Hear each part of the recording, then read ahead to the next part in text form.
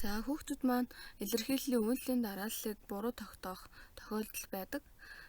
За тэгэхээр үйлдлийн дарааллыг хэрхэн зөв тогтоож бодох талаар энэ зөвлөмж хүргэж байна. Ээж аваад маань ч гэсэн үзээд хүүхдүүдтэй зөвлөн туслаарай.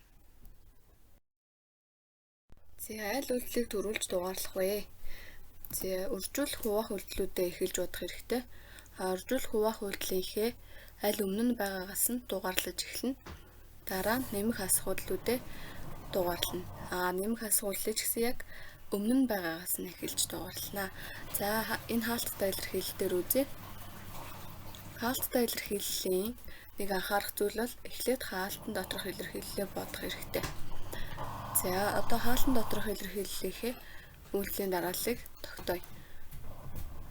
Үржүүлэх хуваах үйлдэлээ эхлээд хийх учраас үржүүлэх хуваах үйлдэлийнхээ аль өмнө нь байгааг нь бодно гэсэн. Тэгэхээр үржүүлэх үйлдэл 1-р, дараа нь хуваах үйлдэл болно.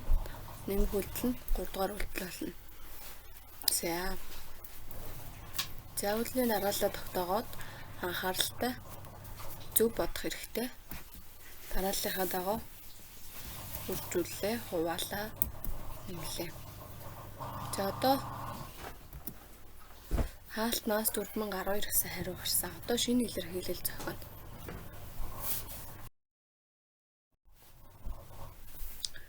Шинэ илэрхийлэл зохиохдоо хаалтны оронд хаалтнаас гарсан хариуг бичиж өгнө. За шинэ илэрхийллээ зүүн талд хэрвээ зай байвал зүүн талд нь бичнэ. Бичээд бодвол илүү сайн. Хэрвээ зай байгаад багтахгүй байвал доор нь бичээд бодох хэрэгтэй. За үржүүлэх хуваах үйлдэлийг эхэлж бодно. Тэгэхээр энд хуваах үйлдэл байна. Тэгэхээр хуваах үйлдлийн 4 үйлдэл болно. Одоо нэмэх асуудлыг аль өмнө нь байгаагаас нь дугаарлаа явуулнаа. Ингээд нэмэх нь 2, хасах нь 3-р үйлдэл. За үйлдэлийн дарааллынхаа дагуу анхааралтай зөв бодох хэрэгтэй. Хуваа, дараа нэмлээ, хаслаа. Хамгийн сүүлд гарсан хариугаа илэрхийллийн төгсгөлд заавал бичиж өгөх хэрэгтэй.